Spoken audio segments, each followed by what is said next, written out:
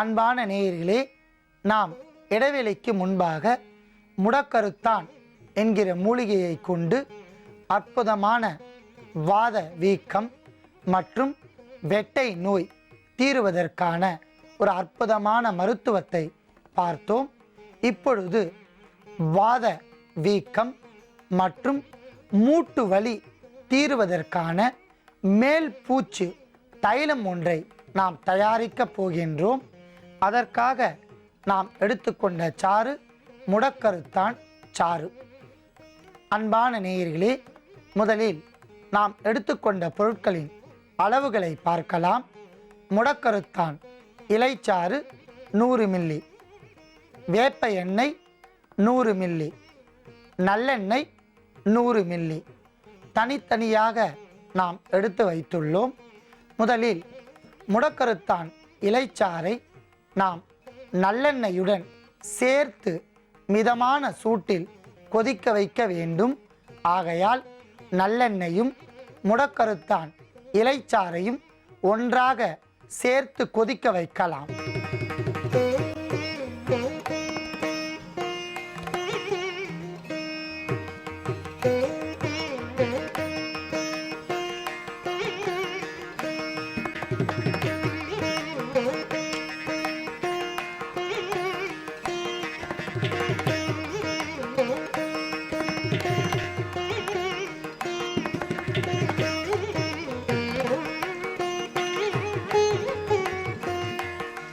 நல்லெண்ணெயும் முடக்கருத்தான் இலைச்சாறும் ஓரிரு நிமிடங்கள் கொதித்தவுடன் நாம் எடுத்துக்கொண்ட வேப்ப எண்ணெயை சேர்க்க வேண்டும்.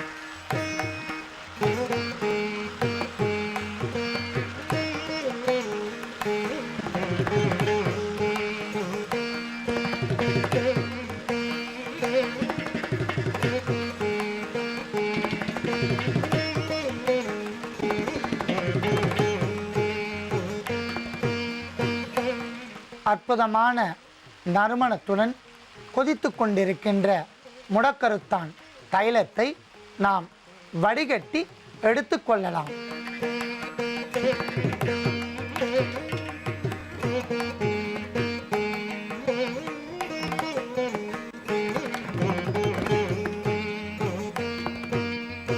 அன்பான நேயர்களே, இன்று நாம் பார்க்க போகும் நோய்க்கான மருத்துவம் மாந்தம். மாந்தம் என்கிற நோய்க்கான அற்புதமான மருத்துவத்தை பார்க்கலாம்.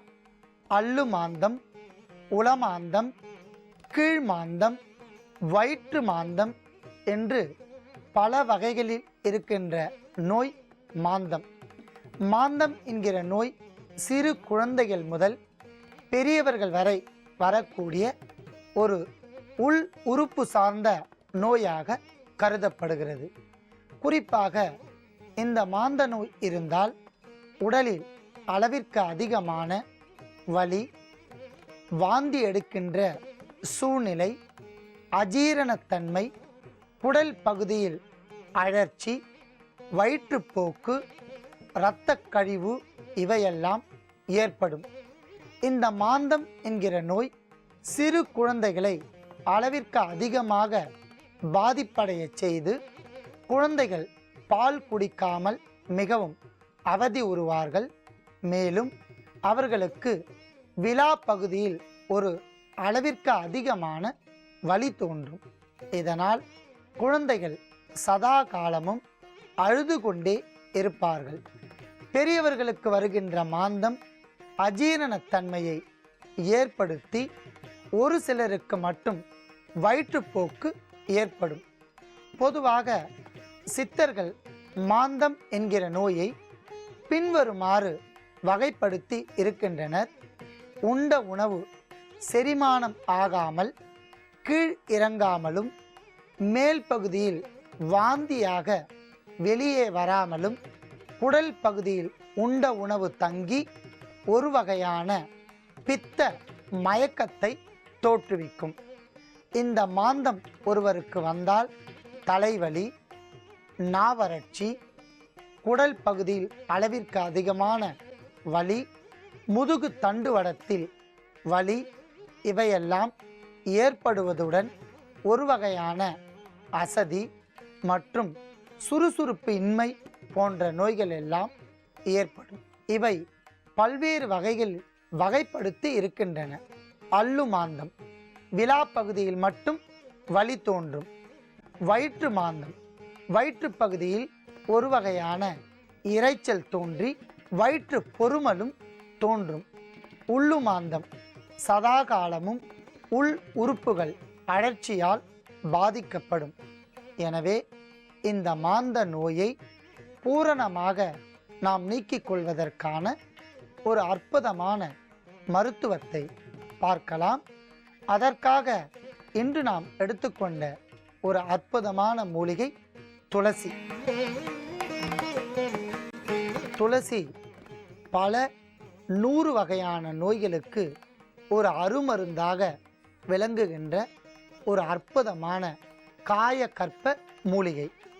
துளசி மிக சிறந்த கிருமி நாசினி. நோய் கண்ட காலத்தில் உள் உறுப்புகள் பாதிக்கப்படாமல் பாதுகாத்து அழற்சி மற்றும் காய்ச்சல் இவையெல்லாம் வராமல் தணிக்கக்கூடிய ஆற்றல் துளசிக்கு உள்ளது. துளசி ஒரு ஆன்டிபயாட்டிக், அதாவது நோய் எதிர்ப்புக்கு அற்புதமான ஒரு மூலிகை துளசி. துளசியை நாம் எந்த வகையிலாவது தினந்தோறும் அதை நாம் சாப்பிட்டு வந்தால் நெஞ்சு எரிச்சல், வயிற்றுக்கோழை, மார்புச்சளி, நுரையீரல் பகுதியில் ஏற்படும் பிராங்கைட்டிஸ், லங்ஸ் டிசார்டர் இவையெல்லாம் பூரணமாக நீங்கி நுரையீரல் புற்று, இரத்தப்புற்று, அஜீரண பேதி, மாந்தத்தின் பல வகைகளை தீர்க்கக்கூடிய ஆற்றல் துளசிக்கு உள்ளது. தலைப்பொடிகிற்கு துளசி தைலம் ஒரு அற்புதமான தைலம். லவங்க எண்ணெயும் துளசி சாறையும் கொண்டு நாம் தயாரித்து பல்வலிகளுக்கு நாம் ஒத்தடமாகவோ அல்லது சிறு பஞ்சில் கொண்டு தைலத்தை தடவி வந்தால் எப்பேற்பட்ட பல்வலியும் படிப்படியாக குறைந்து பல் அரணை, பல் சொத்தை, பல் கூச்சம் போன்ற நோய்களுக்கு இந்த தைலத்தை சிறு பஞ்சில் தொட்டு எடுத்து பற்களின் இடையில் நாம் தடவி வந்தால் வலிகள் படிப்படியாக குறைந்து பற்களில் தோன்றக்கூடிய சிறு பூச்சிகள் இவையெல்லாம் இறந்துவிடும். மிகவும் அற்புதமான ஒரு நோய் எதிர்ப்பு சக்தியாக இந்த தைலம் பூரணமாக நன்மை தரும். அடுத்ததாக துளசி சாறையும் தேங்காய் எண்ணெயும் கொண்டு தயாரிக்கப்படும் தைலம் பல தோல் நோய்களுக்கு அருமருந்தாக விளங்குகின்றது. அடுத்ததாக துளசி சாறு, கரிசாலை சாறு மற்றும் வேப்ப எண்ணெய் இவற்றையெல்லாம் கொண்டு தயாரிக்கப்படும் தைலம் கரப்பான், எக்ஸிமா என்று சொல்லக்கூடிய தோல் நோய்கள், ஸ்கின் அலர்ஜி என்று சொல்லக்கூடிய சதை ஒவ்வாமை, இந்த நோய்கள் எல்லாம் நீக்கும். புற்றுநோய்களுக்கு துளசி ஒரு அருமருந்து. குறிப்பாக பெண்கள், வயதுக்கு வந்த பெண்களுக்கு மாதவிடாய் பிரச்சனையை முழுமையாக தீர்க்கும். கருப்பை புற்று, கருப்பை புண், கருப்பையில் இருக்கக்கூடிய அழுக்குகள் இவையெல்லாம் வெளியேற்றக்கூடிய ஆற்றல் துளசிற்கு உள்ளது.